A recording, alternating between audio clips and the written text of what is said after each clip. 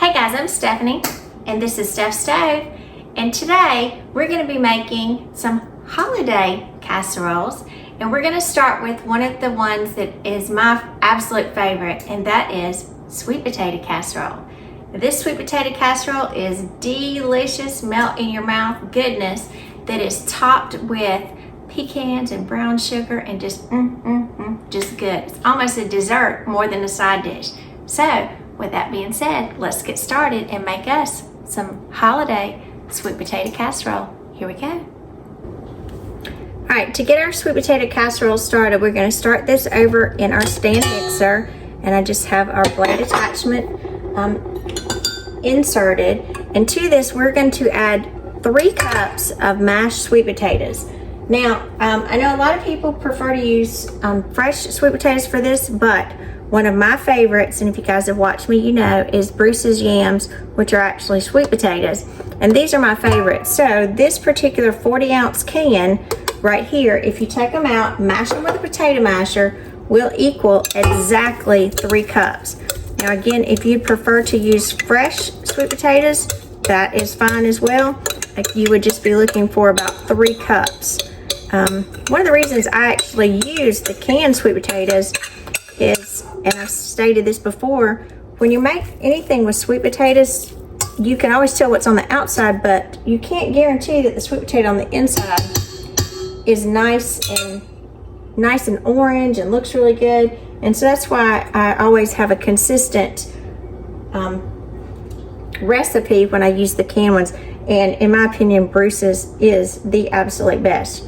So to this, we are going to add to our 3 cups of mashed sweet potatoes 1 cup of granulated sugar. And to that, then we are going to add 1.5 cups of milk. And I have actually 2% milk. If you have whole milk, that's fine. Sometimes I'll even go in and take a tablespoon or so out, not quite a cup and a half, but that's the general range you're looking for. We're going to use 1 stick of softened butter. And notice I'm just putting all of this in at one time. We have 1 stick of softened butter. We are going to add 2 eggs, and always break your eggs in another container. That way, if by chance your eggs are bad or you get a shell, it's much easier to get them out there as opposed to ruining your entire dish. And we are also going to add 1 tablespoon of vanilla. Got 1 tablespoon of vanilla. And then I'm going to put my paddle attachment back on. A little more. Now we are going to mix this together very carefully. Remember, you have the milk in there, so make sure you start it on a slow speed, and then as the milk incorporates, you can adjust your speed up just a little bit more so that everything is well incorporated.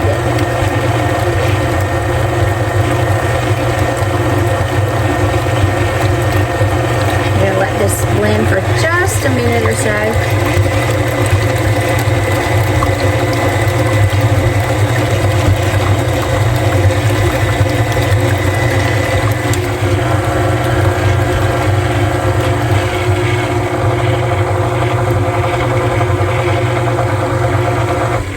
It looks like it is well incorporated, and so now we are going to take this out and we are going to put it in our baking dish and get it ready to go into the oven.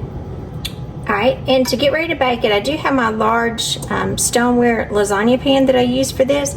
If you didn't have a pan of this size, you would at least need to use a 9x13 baking dish or a very deep casserole dish for this. And you can see our mixture is just beautiful with all those bits of butter in there. So I'm just going to pour it in.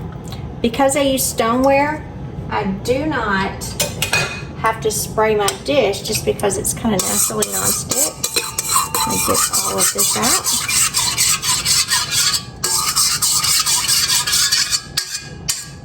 Sorry for the loudness. We're cooking for real here, guys.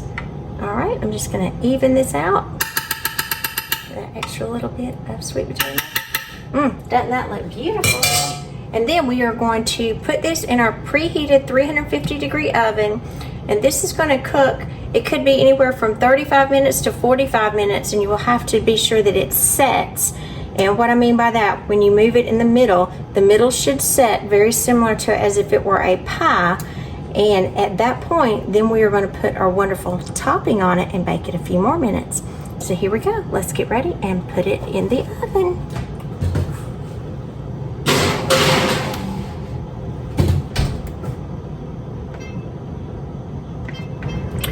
All right, as we wait for our sweet potato casserole to finish, we have about 3 more minutes on my timer. We are going to go ahead and prepare our topping. And our topping is going to consist of 1 cup, and this was packed brown sugar, and I used light brown sugar, 1 cup of chopped pecans. And I don't have these chopped super small because I do want them to where you can taste them. And then I'm going to carefully mix this together. And again, I don't try to use a huge bowl for this. I just try to gently mix it together. And this is something you will want to start when you have probably about 5 minutes or less remaining on your timer. You will want to go ahead and start preparing the topping.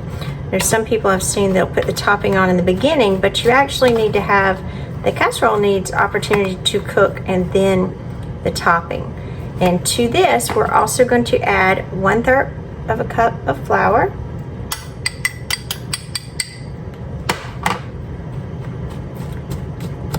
And if you want to make this ahead, you can certainly make your casserole ahead. Just don't put it in the oven yet, and then go ahead and mix up your topping and have it ready for the next morning. Typically holiday time, that is about the way that I do things. Go ahead and kind of mix things the night before, and then get them ready and put in the oven. Oh, there's my timer. We have 1 minute remaining. And that way it's just ready nice and hot when you're ready. So I have mixed all this together well, and you can see the crumble consistency is coming together. This is 1/3 of a cup of melted butter.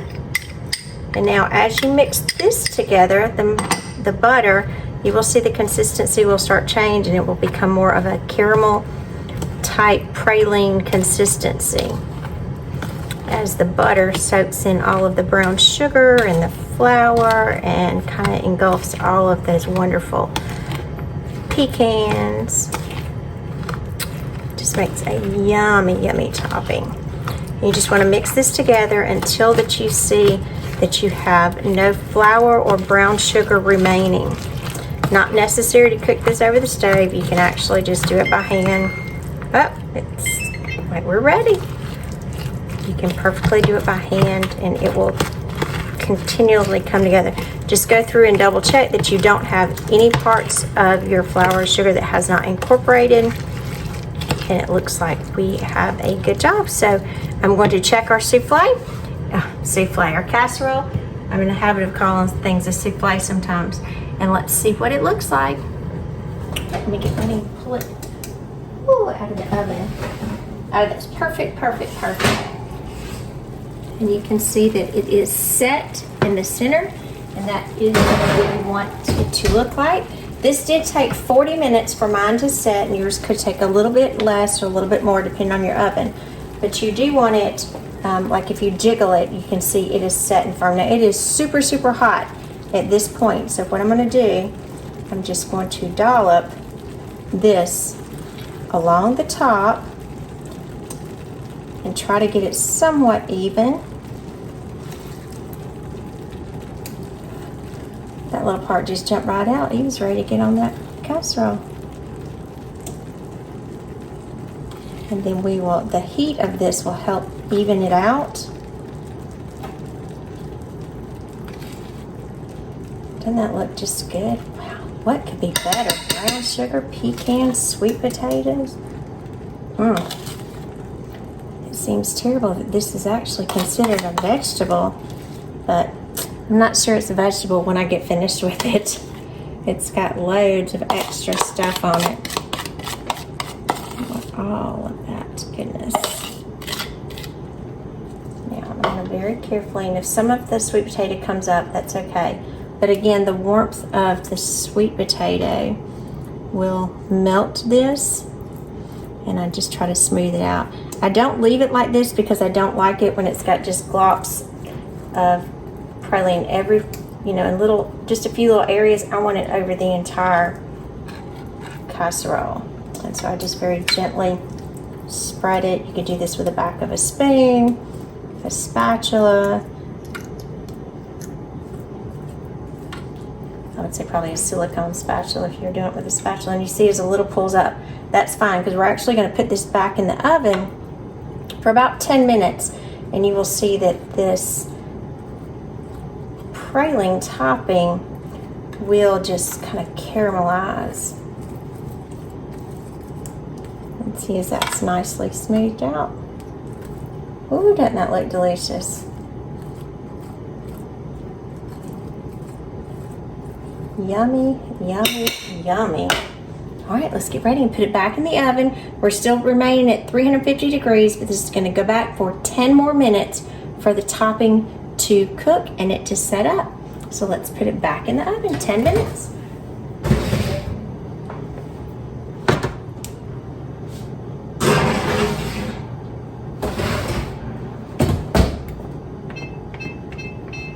All right, my timer just went off on my oven, and so I do have a cooling rack that I'm gonna place on top of my stovetop.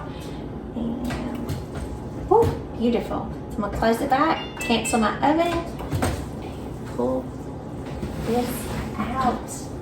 Oh my.